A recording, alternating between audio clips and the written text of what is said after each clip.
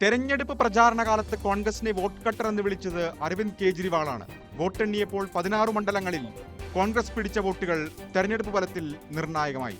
ന്യൂഡൽഹിയിൽ പർവേഷ് വർമ്മയോട് കേജ്രിവാൾ തോറ്റത് 4089 വോട്ടിന്.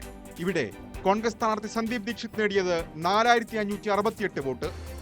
ജംഗ്പുരയിൽ മുൻ ഉപമുഖ്യമന്ത്രി മനീഷ് സിസോദിയുടെ പരാജയം 675 വോട്ടിനായിരുന്നു. മണ്ഡലത്തിൽ കോൺഗ്രസ് സ്ഥാനാർത്ഥി ഫർഹാദ് സൂരിക്ക് 7318 വോട്ട് ലഭിച്ചു.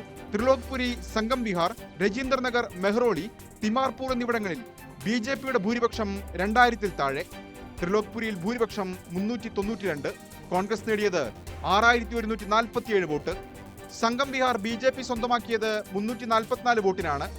കോൺഗ്രസ് സ്ഥാനാർത്ഥി മണ്ഡലത്തിൽ 15863 വോട്ട് പിടിച്ചു. കേജ്രിവാളിന്റെയും സിസോദിയെയും പോലെ മന്ത്രി സൗരവ് ഭരദ്വാജിന്റെ തോൽവിയിലും കോൺഗ്രസ് വോട്ട് നിർണായകമായി. കോൺഗ്രസിന് ഇവിടെ 6711 വോട്ടുണ്ട്. സൗരവ് ഭരദ്വാജ് തോറ്റത് 3188 വോട്ടിന്. 40% ന്യൂനപക്ഷ വോട്ടുള്ള മുസ്തഫാബാദിൽ ജയിച്ചത് BJP സ്ഥാനാർത്ഥി മോഹൻ സിംഗ് ബിഷ്ടാണ്. 17578 വോട്ടിന്റെ ഭൂരിപക്ഷം. കോൺഗ്രസിന് പുറമെ ഒവൈസിയുടെ AMIM പിടിച്ച വോട്ടും തെരഞ്ഞെടുപ്പ് ഫലത്തെ സ്വാധീനിച്ചു.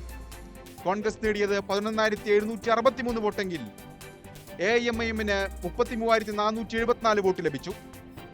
ലോക്സഭാ തെരഞ്ഞെടുപ്പിൽ സഖ്യമാകുമ്പോഴും നിയമസഭയിൽ സഖ്യമുണ്ടാകില്ലെന്ന് ഏറെക്കുറെ ഉറപ്പായിരുന്നു. കേജ്രിവാൾ തന്നെയാണ് സഖ്യമില്ലെന്ന് പരസ്യമായി പ്രഖ്യാപിച്ചതും. തെരഞ്ഞെടുപ്പിൽ മത്സരിക്കേണ്ടതും വോട്ട് നേടേണ്ടതും നിലനിൽപ്പിന് അനിവാര്യമായതിനാൽ കോൺഗ്രസിനെ കുറ്റം പറയാനാകില്ല. National desk, news 18.